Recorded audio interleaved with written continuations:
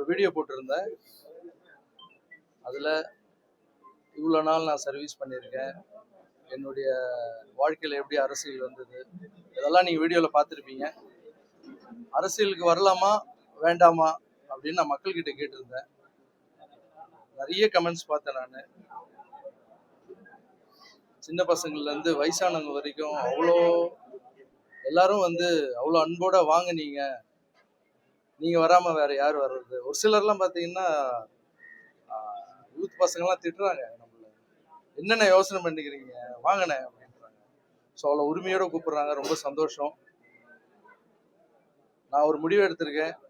அது இன்னும் கூடிய சீக்கிரத்தில் என் எல்லா ரசிகரையும் கூப்பிட்டு எங்கள் அம்மாவை அந்த ஸ்டேஜில் உட்கார வச்சு அந்த நல்ல முடிவை சொல்லலான் இருக்கேன். ஸோ எல்லாமே நல்லதாகவே நடக்கும். நான் சொல்ல வந்தது இவ்வளோதான்.